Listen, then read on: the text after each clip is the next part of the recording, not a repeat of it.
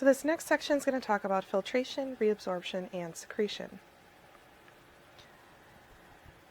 Each kidney contains blood vessels and millions of nephrons, and the nephrons are the functional units of the kidney that are going to filter and cleanse the blood. So this is what's going to happen. Blood comes in to the kidney, and basically in this area called the glomerulus, anything smaller than a protein is going to fall out of the bloodstream down its concentration gradient. The tubule system is going to capture all of the filtrate, so everything that fell out of the bloodstream, and then it's going to process it. And it's going to suck back up the stuff that we still need in the body. Anything that's left in this nephron tubule in the center is going to be passed out as urine. So it's the kidney's job to reabsorb or keep back in the body the stuff that we need. So again, everything falls out of the blood, and then we select what substances to suck back up into the body. Anything that's left in the urine is going to pass out of the body. So we have three major processes that happen: filtration, reabsorption, and secretion. Filtration is talking about the elimination of the waste products, water and nutrients, from the bloodstream at the glomerulus. So substances are going to move out of the glomerulus into the tubule system down their concentration gradient, and that process is filtration.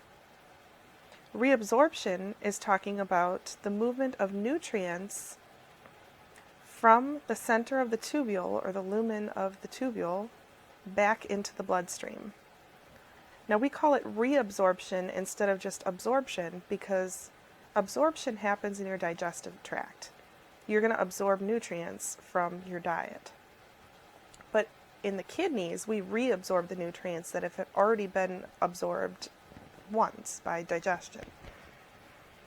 Secretion is talking about the movement of excess wastes and toxins into the kidney tubules. So you're kind of forcing excess wastes against their concentration gradient to make sure that they're passed out of the body.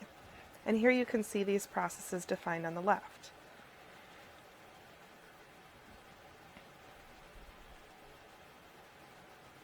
So this is the pathway through the urinary nephron system. We start with the glomerulus. The glomerulus is a ball of capillaries, and this is thousands of times more permeable than your normal blood capillaries. We learned about the blood capillaries and how nutrients have to leak out of your bloodstream into the tissues. And then your lymphatic system comes up and sucks up all that extra liquid and returns it to circulation. Well, the glomerulus has capillaries that are thousands of times more leaky than those standard tissue capillaries. So a majority of your nutrients and waste products are going to leak out of the urine, or out of the bloodstream, at the glomerulus. The Bowman's capsule captures the urine filtrate. So anything that falls out of the glomerulus is captured by the Bowman's capsule. From there, this filtrate is sent through the nephron tubules. We start with the proximal convoluted tubule. This tubule, in this initial segment of the tubule system, is responsible for reabsorbing the widest variety of nutrients. So all of your glucose, ions, water, all sorts of stuff is reabsorbed from the proximal tubule. Then we go into the loop of Henle. The descending limb is water only. So water is the only thing that can be reabsorbed in the descending limb. In the ascending limb, it's ions only. So different types of ions are reabsorbed. In the distal tubule, it's ions only and sometimes water as well. Sometimes water is dependent on hormonal regulation of urine volume, and we'll talk about the hormonal regulation in the next section. The collecting duct is again ions, sometimes water, and then urea can also be secreted in this location. Reabsorbed in this location. From the collecting duct, all of the collecting ducts are going to empty into the renal pelvis, which are transported to the urinary bladder by the ureter, and then out of the body by the urethra.